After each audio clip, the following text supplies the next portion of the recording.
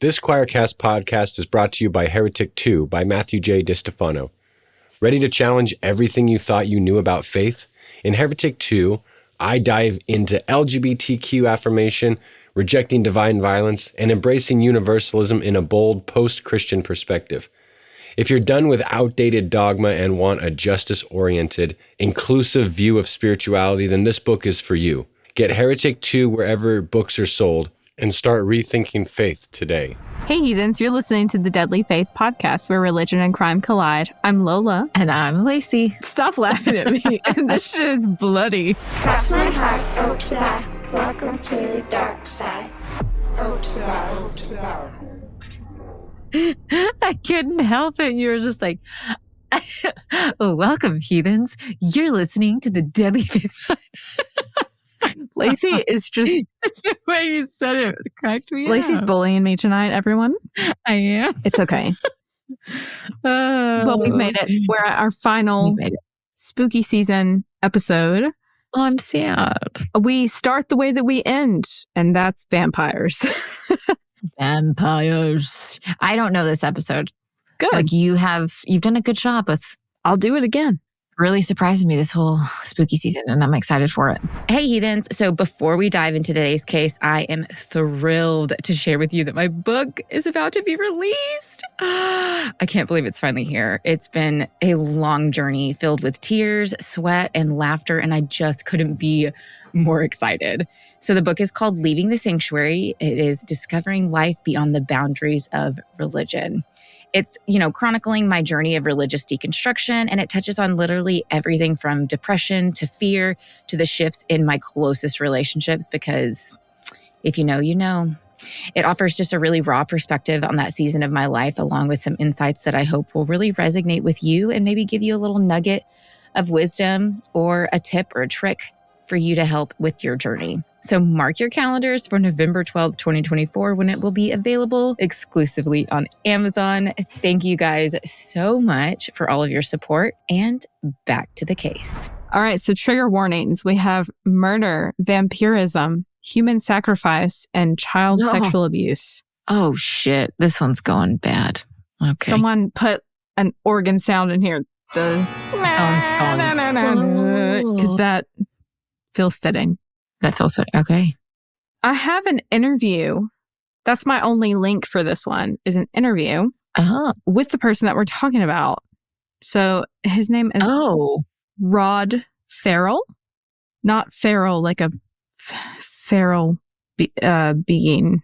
But he is feral, I'm assuming. He was at a certain point in time, I'll tell you that. So, Rod Ferrell was born March 28th of 1980 in Murray, Kentucky. Oh my God, he's only a decade older than me? That's it? It's so odd. I don't like that. That feels weird. Well, you have more in common with him than you think. God damn it, he's a fucking Leo, isn't he? No, he's born in March. Oh. Yeah. Oh, that's true. I think. What do I have in common with him? He was raised in the Bible Belt. Okay. That's it. You don't have anything else in common with him. Oh, I'm just yanking your chain. What do we have to get into? No. So, Kentucky, still part of the Bible Belt. His parents divorced when he was an infant, and it was amicable. Oh. So. Not normally in the 80s. That's what I was thinking. That's ahead of their times. Yeah. He was the only child, and he grew up kind of poor. His mom, after the divorce, stayed in Florida, and his mom's parents lived in Murray, Kentucky still, in that same area. So he would go back and forth. His dad, he didn't often see his dad. I don't know why. So that sucks. But I believe that his dad stayed in Kentucky as well. Okay. He was just back and forth, but majority of his childhood was spent pretty much in Florida. So Rod made allegations that his grandfather sexually abused him. Oh, damn. And let his friends also sexually abuse him. Holy shit. We're already coming out of the gate strong with poor, divorced parents and sexual abuse. That is absolutely horrible. Getting a start off on like all the wrong feet. Oh, and Bible Belt too. So yeah. Rod said that his grandmother was sweet and that his grandparents were both diehard Pentecostal through and through. Of course they were. So that's what he experienced whenever he was up there. Now in Florida, his mother had a series of abusive boyfriends.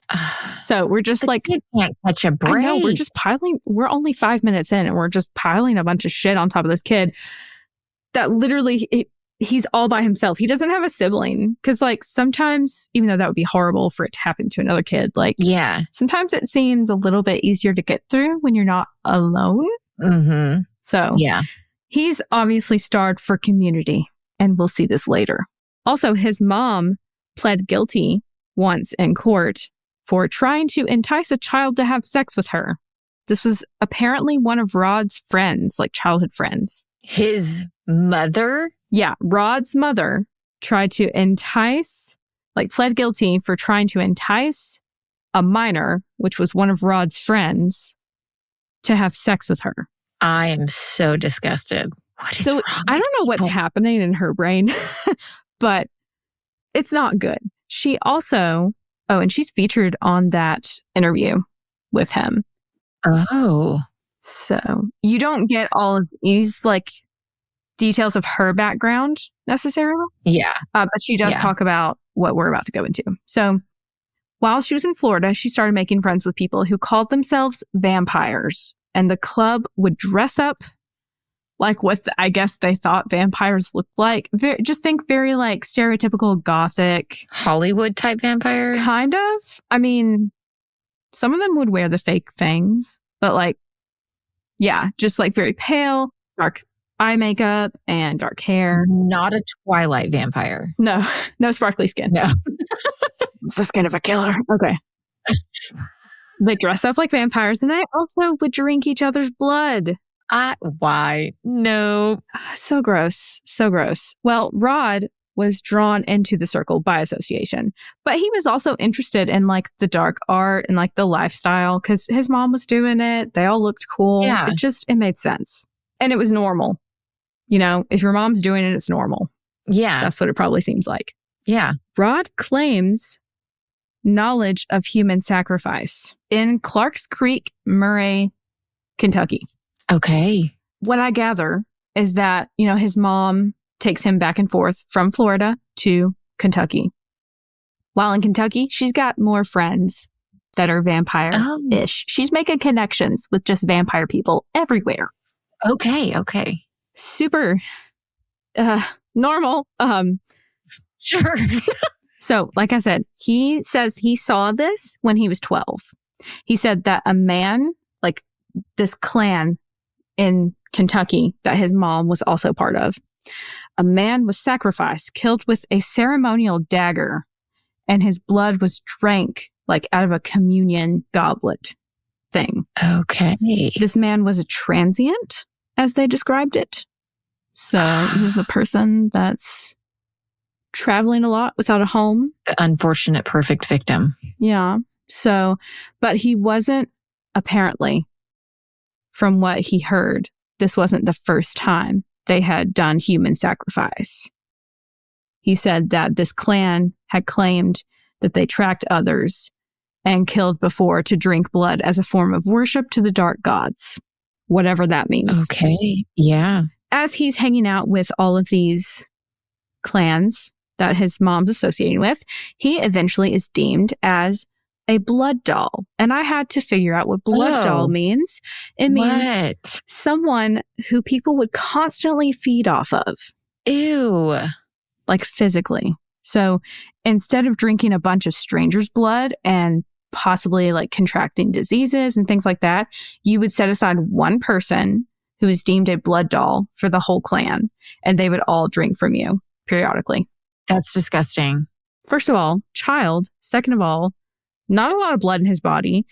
Third of all, why are you doing this? Okay, to get a little sciencey because I can. Do. If you're that small and you're constantly having the blood taken from your body, it's going to tell your body that you need more blood, which your blood is made within your bone marrow. And it is going to deprive your body of necessary nutrients. It's going to make you anemic in different ways. It's going to cause so many different problems. Mm. So, like, how about we don't do this? Absolutely not. We have food, believe it or not. Yeah. What's the point? What is the point? I also still don't really understand. So, at age 15, he was expelled permanently from high school for drug use, including cocaine and heroin. Okay, that's wonderful. So, Just kidding. I'm being sarcastic. and that's in Florida. Back in Kentucky, a clan that was different than his mom's. These are people that are actually closer in age to him. They're like early 20s. Mm-hmm. They want to take him in at age 16. Okay. He had to undergo initiation to join the house. They called it the crossover, meaning he would drink someone else's blood and they would drink his. Just sounds so unsanitary. I know. Do you at least like clean it before you like cut the wound? Anyway. Okay, but also like I know ingestion is different from injection, but I also understand that our body has a really good way of like transporting nutrients from ingestion to like intravenous, like within our body. And I just start thinking about like cross reactions of the blood, because bloods that are not the same or at least not compatible, you're going to have very large consequences. That's what I was thinking and too. I don't know what if that has the same not your blood type. effect. I don't know. Yeah. Is that one of the like, is there a requirement for blood doll that's like you have to be whatever the universal donor, which is AB. No. I thought it was O. Yeah, O is universal donor. AB is universal receiver. AB can receive any blood. Oh my God. We can't talk about this anymore. I'm going to throw up. Okay. You're the one on the case. I know, but I can't think about it in such like graphic physiological detail. Okay, let's go. Okay. So this clan, they're made up of like teenagers plus like early 20s kids, and they all live together in a rented house. And the group would have rituals in graveyards and at an abandoned building that they deemed the Vampire Hotel, where they would drink human blood. Okay. They described this as building their own world. It made them feel important and special. These are people that are outcasts that don't have a community, and they're looking for one, and they find it together. They're making it. Yes. And it's also like held up by a fantasy of like power, you know? Yeah. They all want to feel like they have power. So Rod gave himself the name Vasego. I literally thought you were about to say vasectomy. Vasectomy. I was like, what in the Jesus Christ crackers? No, Vasego, which is the name of an ancient demon. Okay. Rod claimed that he was being pulled into the dark side and that he was hundreds of years old as this demon manifested in his body. As like human form. Yes. Okay. Now, small towns like this actually do like very easily harbor dark underground culture like this. Okay. So in those little like out of the way towns, the ones that you would just pass right through. Yeah. Just next time you pass through, just think about things like this could be happening. It's very easily hidden. And it's very easily created too. Also, just a couple of telltale signs that there may be some dark underground culture. If you go into the woods and you find maybe things you don't want to see, specifically like dead animals strung up on trees, gutted. Yeah, that's a red flag beheaded, for me, bro. Little like people figurines made from things out of nature. Oh, like naturistic voodoo dolls kind type? of. Yeah. Okay. Just don't touch it. Get out of there. Away. Just walk away. So I'm going to explain to you how they drank each other's blood, because they weren't like, I don't know. I'm not having a midnight snack after this episode. I'm not either. Anyway, I actually feel like I'm going to throw up. So they extracted blood with, they would just take a razor blade, typical razor blade, and they would cut the skin, or some of them would actually sharpen their canine teeth so that it could tear skin. If we have to pause, you know that I just threw up. I'm telling you, let me get through this shit quick so that we don't throw up, okay? I'm going to just stop talking. So Okay, that's how they do it. Some members of the clan are called donors, which is almost like a blood doll, but you're like, it's voluntary. Mm-hmm. The blood dolls are picked by the group and you just have to accept it. So the blood donors, they got off on the rush of being used for the feed. They liked donating. So Sexually getting off? I don't know. I've read they got off on it. I don't know if it's a high or if it's a sexual thing. I don't know. Okay. So after about a year, this original group split up because Rod was defying the rules put in place that were supposed to keep them safe and secret. Everyone knows when you join a secret society, there are rules to keep you guys safe and secret. Rod created a different group made of himself, 16-year-old Scott Anderson, 19-year-old Dana Cooper, and 16-year-old Charity Kesey. Okay. They were Rod's puppets. Oh, gosh. So November of 1996, Rod met Heather Windorf in Florida. She was really interested in his culture. They drank each other's blood. They got close really quickly. They were buddy-buddy. Heather said it felt very, at the time, it felt very endearing. It felt intimate. She was a teenager. She was looking for a deeper connection. It's one of the most vulnerable times in your entire life. I know. Yeah. Heather was convinced of everything that Rod said, that he was a demon that was centuries old and he could take her in so that she would no longer feel like an outcast and he would bring her into his family, all that stuff. So Rod ordered Scott Anderson to steal his parents' car, not Rod's parents, but Scott's own parents' car. Okay. And take the 4 clan members to Florida so that they could get Heather. His group is all in Kentucky.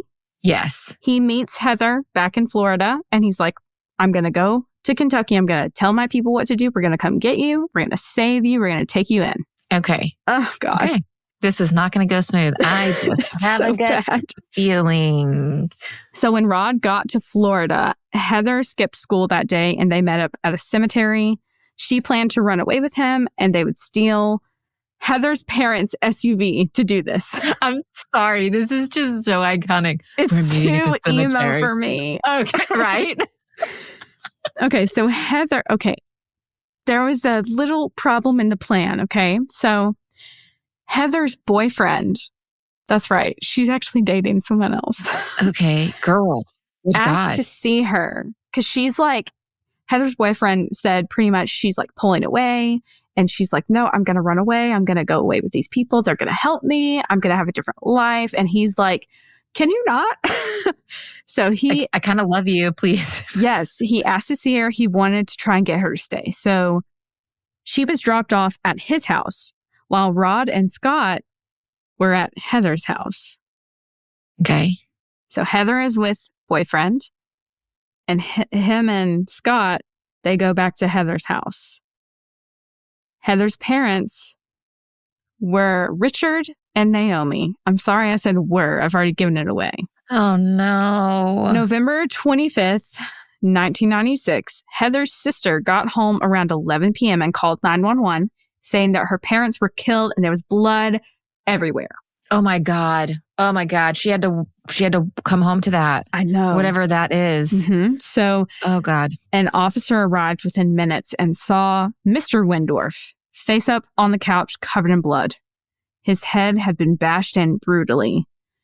They actually described it as like hamburger meat. There was like no way you could tell where any of his like features were. And he was on the couch, you said? Yeah, he was like dozing on the couch. I was about to say, if he's on the couch, like I'm assuming he was probably on the couch. sleeping. Yeah, he was just chilling. So, oh, Jesus. He had also been stabbed in the heart. Good God. And then Miss Windorf was face down between the kitchen and dining room. And she had a huge hole in the back of her head, and there was a pool of blood just all around her. Oh, my gosh. So, 12:30 a.m., more investigators are securing the scene, and a tire iron is found, which belongs to the Windorfs, and it was covered in blood. So let me tell you what happened. Oh my God. Rod had come into the house and seen Mr. Windorf snoozing on the couch. He walked past him. He actually said at that point he had no intention of harming him. But he said he returned back to the living room and snapped. It's like he kind of paced for a minute and then he was like, something in me snapped. And he bludgeoned Mr. Windorf with such ferocity that Mr. Windorf's teeth had shattered and fragments were all over his shirt when they found his body. Oh my God. And this is a scrawny little dude. I just want to tell you, at this point in time, scrawny. I don't understand how he had the force to hit Mr. Windorf. Well, he said, you said he was bludgeoned so bad. It was like hamburger meat, meaning he was probably asleep. He had blindsided him, attacked him. It's true. One good hit, he's knocked out, and then he just kept going and going. And he's not being stopped. Mr. Windorf can't fight back. So let me tell you about Mrs. Windorf. So she had just come out of the shower. She come out of the bathroom. Her clothes are on. She enters the kitchen and is immediately met with Rod. He says, I come face to face with her. Right as she exits the bathroom, we're face to face. Oh, jeez. And he says to her, I just killed your husband and now I'm going to kill you. She fought back. She had defensive wounds and she also scratched Rod across the face. Like she did. Pretty deep. So Rod struck her 4 times in the back of the head. Blood and fragments from her skull were found. So he also had just kind of kept doing it. Oh my God. Super hard. I don't understand what's happening. So her parents are dead. And Heather and the 4 teens are now on the run. Does Heather know her parents are dead? Mm-hmm. Oh, yeah. She knows. Mm-hmm. But she didn't plan on her parents dying, no, did she? Okay, so we'll talk about this a little bit later. Okay, sorry, I'm getting ahead. No, you're good. It's a relevant question, but I'll come around to it. So Okay. They headed to New Orleans to seek refuge with another vampire clan. I don't know how they have so many connections, but they do. So how are there so many vampire clans? I don't know. There's even more now, apparently. The 80s, man. Okay. So after 3 days on the run, no food, no money, Charity ends up calling her mom from a payphone, and her mom reported it to the police. So they were caught and arrested in Louisiana on November 29th, 1996. Whew, I was 6 years old. Oh, God. Yeah. You mean he was 16? Yeah. Jesus fucking Christ. I don't understand. Wow. So Rod seemed proud of who he was and what he did. He showed out to the cameras in court. He bragged in the interview about going into great detail about everything he did. He said he did not want anyone else to take the blame and suffer. He was like, I'm going to do this up so that it's all on me. Oh. He was sentenced to death, but he said in court, I preferred death, and he was not fazed by this. Scott, the driver, getaway driver, he was convicted of armed robbery and first-degree murder. He is serving life without parole. Wow. Dana was sentenced to 17 years for armed robbery and third-degree murder. Charity got 10 years for the same charges as Dana, but Heather went free as she did not know of Rod's murderous intentions. Okay. Now, did the other 2 girls, they weren't with them at the house? They were not. So why were they charged? If they weren't in the house, they were outside the house. Oh, and so was they had driven, they were in the car with Scott. I thought the girls were dropped off. No, it was just Heather that was dropped off with the boyfriends. Okay. Then they circled back to a parent's house. So while on death row, Rod questioned everything he had once believed in and who he was. He told himself, I was once a man and I turned monster and I will become a man again, no matter what it takes. Okay. Which was interesting to me. So yeah, it is. turns out there were 2 witnesses that had overheard Heather saying she wanted her parents dead. Well, that changes things. Rod said Heather confided in him that her father was hurting her.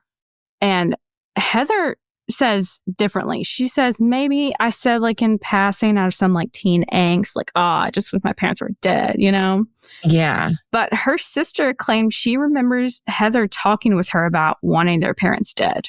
So sister, she turned on her. She said the truth.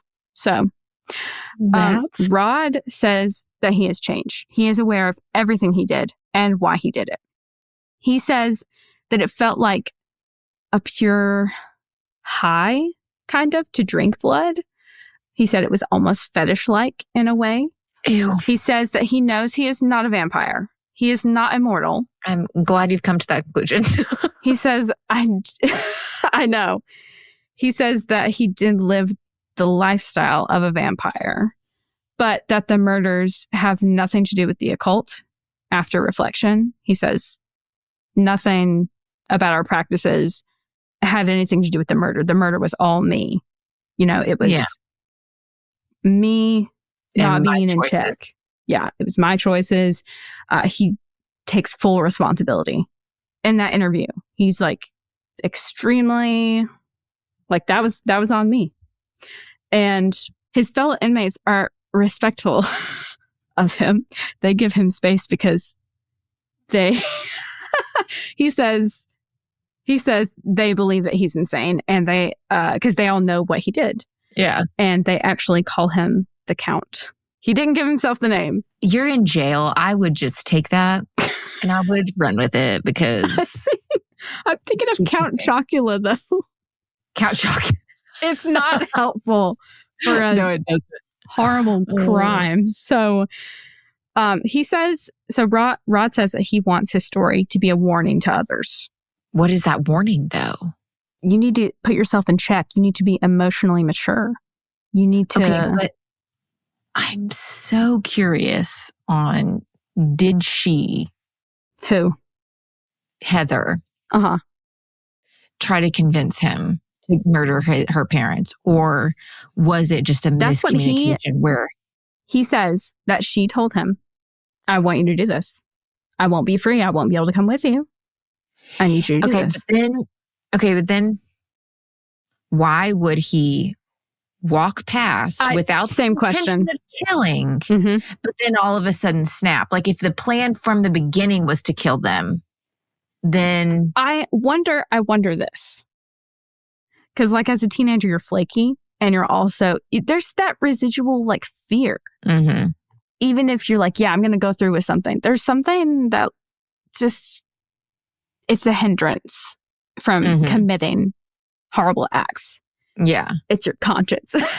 Yeah. So I have a feeling what happened is he talked with Heather. This is all I'm just assuming. Okay. That Heather and him had spoken. She was like telling him, oh, my dad's doing this to me. It's abusive, whatever. And she put forth the idea of killing them. And he was like willing to do that in order to make her part of the clan. But I don't know if it was plan A. Yeah.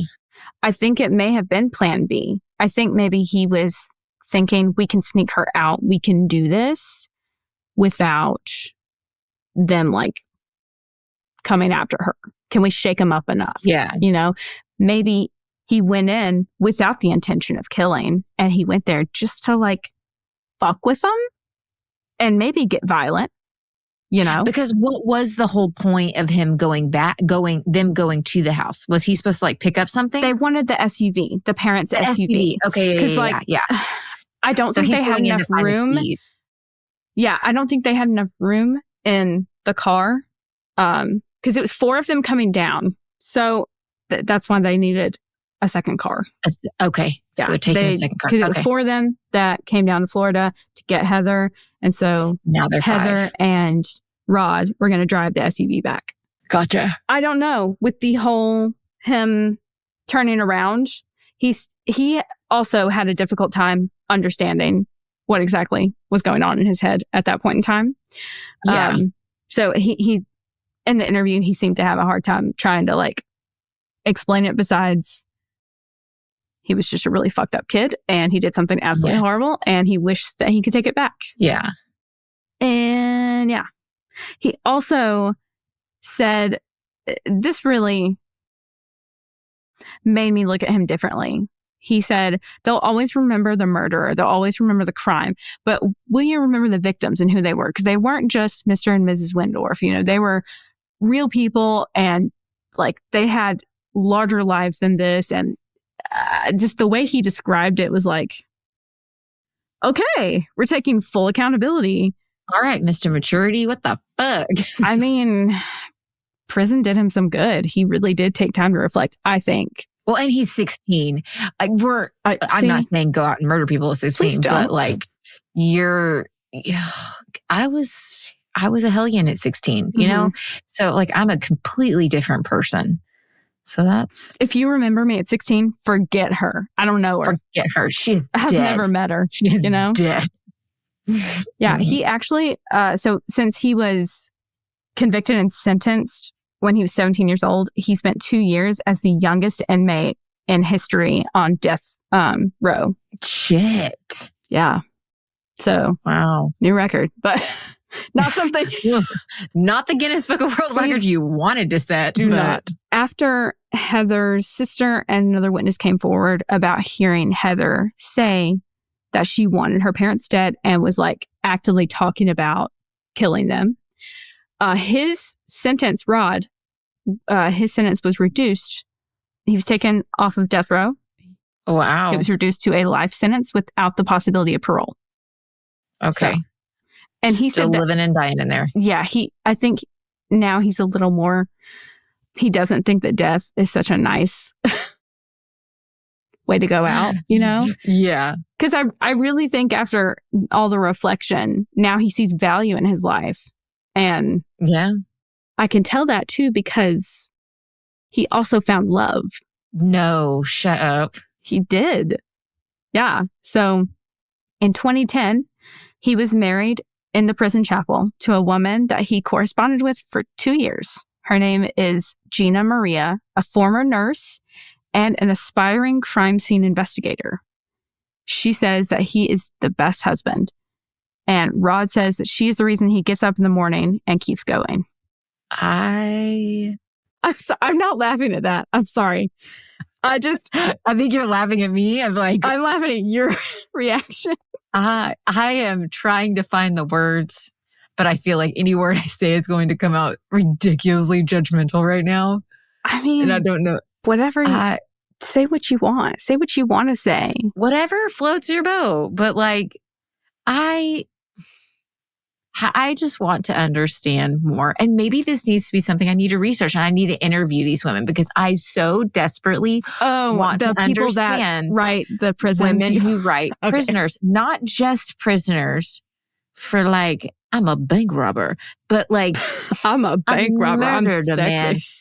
I'm just like, how are you going through like, I can fix him. The jail yearbook of like, oh, here's John. John murdered. Who's the worst of the worst? Let me write them. XYZ did, rape.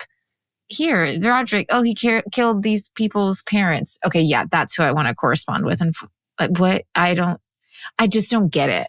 And I know this is coming off judgmental. I don't get it. You know what? And if anyone out there is listening that knows about those types of relationships or is in one, let us know. Give us the info. What? Like, how do you message them? And what makes you pursue them? Mm-hmm. We want to know. Like, I'm also genuinely curious about what that dynamic looks like when it's a long distance relationship in a way. Mm-hmm. So yeah, how does that work? I don't know. Yeah, you do get conjugal visits depending on the prison, and I think I don't know who qualifies, but I guess like I think a hard part for me personally, and this might be for more than just me, but the hard part for me is like, yes, he was 16. Mm-hmm. I get that. And people change. And like, I love that for him. Like, it sounds like he's taking accountability and that's great. But also he murdered 2 people. And like, I just don't like that he gets to be happy now. Okay. While they lost their lives. Like, but I also am like, happy that he is growing and changing. You can hold both feelings. All the feelings. I feel like in these cases, both of those feelings like start butting heads, and then I feel very conflicted. Sense. Yeah. I think I'm able to reconcile it a little bit easier. Yeah, you are. Knowing that he can verbally take accountability, and also I have more things to say. Okay. All right. I'll stop talking. So Rod severed all contact with former vampire friends and with his mother. He went no contact, full send. He says he wants nothing to do with her ever again because she introduced him to that world. She also introduced him to abusive boyfriends, and her father abused him. Yeah. You know, very so oppressive. That interview you're linking in the show notes. Yeah. When was that done? Oh, So I'm assuming that was before he went no contact? Oh, no, he was fully no contact at that point. Oh, so they're not sitting in this interview together? No. She's in a completely different space. He's being interviewed in the prison. I was assuming she was sitting next to him. He has nothing to do with her. He absolutely no. His mom said in the interview she misses him and hopes for a future for their relationship. She said that very teary-eyed. Okay. To be honest, I don't really have a lot of feelings. I don't have a lot of hope there. Good or bad for her. I really don't care. Yeah. I think I judge moms. I just do. I just judge them being someone that cut off contact with my own mother. I have judgment there. But it looks like that was for the best at this point. So moving on, Dr. Harry Kropp, clinical psychologist who has interviewed people like Ted Bundy and Eileen Wuornos, spent several hours with Rod. He said that he believes some of what Rod says is true about the rituals with blood and sex, even like human sacrifice things. He says that he, believes there is some truth to it. He said that he never thought Rod was intentionally being deceptive, but he's unable to tell fact from fiction with some of the stories that Rod shared because Rod believed them himself so much. So he very possibly could have been lying to himself about some things that occurred. Yeah. And he was like kind of lost in, I don't know if you could call that a psychosis. Yeah. Or okay. So we're so impressionable at such a young age, like, and for a while, a great example that this is what it makes me think of. My aunt works at Lockheed Martin, and growing up, she always told me that she helped do the math to make bombs for the military. And that was like the simplest way that she could explain her job to me. And I said that to people over and over and over again. But then as I became an adult, the first time I said it as an adult to somebody, it didn't sound real. Like it sounded fake in my head. Like, yeah. That sounds like you were pulling my leg as a kid and I fell for it. Okay, and I convinced myself it was real, kind of thing. Gotcha. So then I was like, you know what? I'm just thinking to myself, like, that might not be real. Like, they may have been playing a joke on me. So I was like, let me call my aunt. And she's like, no, that's exactly what I do. And I was like, oh, okay. It just sounded so far-fetched out there. But I can see how, like, as a kid, you repeat something enough, like you believe it. And it wasn't until logic. And maybe if you don't have the self-awareness to like question it later on, like how you did, then maybe, that totally makes sense. So this doctor said, he doesn't believe that he is a manipulator or someone that's like lying on purpose kind of thing. But he says it is possible that he maybe believes something so deeply that maybe is fiction. Slight delusions. But it just seems like it was his reality. So Rod calls his actions heinous, horrendous, and evil. He says that he is very sorry about what he did to Ricky and Naomi, and he wants them to be remembered and not his name. I mean, he's like, yes, remember what I did because it was a bad thing. Don't be like me. Don't do this. Right. But at the same time, he's like, their lives should have taken the spotlight over me and my like show out in court and my whatever. So he is still in prison. No longer death row, but he's incarcerated at Marion Correctional Institute. Wow. And he is age 44 now. Yeah, he's 10 years older than me. Yep. So always. So I'm 34. He's 44. Like, wow. I think that interview is from like 10 years ago. I didn't look at the date that it was done. Heather, she has a family of her own now. She's married. She's got kids. She pretty much just says that it was all his fault, that she never said she wanted them dead, like in a genuine fashion. I don't know if her sister and her are on speaking terms. I know that Heather really like made a completely different life for herself. She seemed kind of... Yeah. She was also 16, so... She seemed very uncomfortable, and she's also featured in that interview. Yeah, she just seemed very off-put by the whole thing when they were asking about... I don't believe her. Yeah. I'm going to be honest. I don't believe her. You don't? I can... something about the body language. I'm going to have to watch the interview after the way we get she off. says certain things. It makes me personally not believe her. Now, I could be wrong, but I just... No, she was never charged with anything. There's nothing on her record at all from this. Yeah. Well, which makes sense in the fact of like, there is no hardcore evidence to prove whether she did or didn't say it'd all be speculation. Try to convince him to kill her parents. So like, and you're not gonna get a conviction off that, especially if she's not the one to actually do the murders. And she was with the boyfriend the whole time. So she physically didn't. We all know she did not commit it because the only prints on the tire iron were Rod's. So I wonder what Scott was doing. I don't know.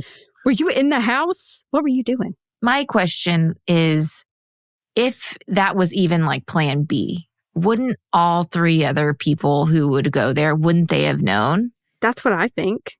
Wouldn't they have said something to corroborate this evidence?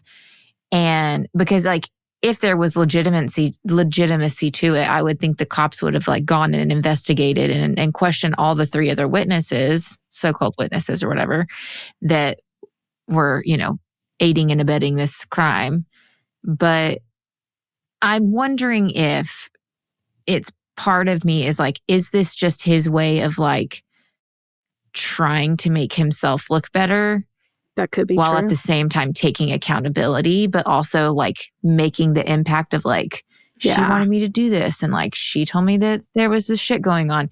So it kind of makes himself look better. But then her sister did say, there's too much. See what I mean? I could go either way. I don't have an opinion either way. I feel torn too much. I do too. I feel really torn on a lot of different pieces of it. And I just wish I could have them all in the same room and ask all the questions that I want. To get the clarification. I know. I mean, Rod seems very forthcoming with, I feel like I could walk up there and be like, can I have an interview? And he would probably say yes. I have a good feeling he'd be like, yep, what do you want to know? Yeah. But like, I really want to talk to Heather's sister and to the other girls involved and Scott. And yeah, I need more details. So, and maybe they're out there. I know. If you guys know anything, just holler at me. But let us know. Email us at DeadlyFaithPodcast@gmail.com. Please do. Yeah. But that's it for this case. Okay. Short, not sweet though. Not sweet at all. Let's go. Very interesting. Swerve it into, let's yeet it. Not a tree. Let's yeet it into the fetus. Oh my God, Laci. Somebody put her in a pickle jar and shake her up. Okay. Oh my God, that sounds so fun though. Let's do it. Okay, palate cleanser. Let's do it. I'll go first this time. Okay. I'm so excited. My neighbor, we both, like I've talked about, we both have chickens. Well, their rooster has been just a big old asshole, and he ate one of the chickens. She started getting broody, and all of the eggs turned into baby chicks. And right before they were ready to hatch, he went crazy and fought her. And she put up a fight. She like tore out all the the feathers on his chest, but he ended up killing all her babies. No, baby I girl. And then he started picking on a few of the other chicks. How is this a palate cleanser? What the fuck? I promise I'm getting there. Okay. Okay. So, we have 2 roosters. Okay. So, my little Hey, he's demanded that these are his girls on our side. And so him and Snape haven't been getting along, and it hasn't become violent, but poor Snape, he's not having a good life. And so they were like, well, we're going to have to put our rooster down. I was like, do you want Snape? Because we got to get him out of this situation. He's just, he's basically just being chased by Hey the whole time. So long story short, long story long, because, me, last weekend we put him over with the girls. They got rid of their rooster and we put Snape over with the girls. I tell you, he walked into that hen house like a king. He does this little dance where he puts his little feather down and he like shakes his foot. Oh, yeah. Hey doesn't do it, but Snape does. And it's so cute. And he was walking around. I swear he was in there not even 10 seconds. And he was mounting one of the girls because Hey will not let him mount any of our girls. Oh, so he's like, I'm finally getting some.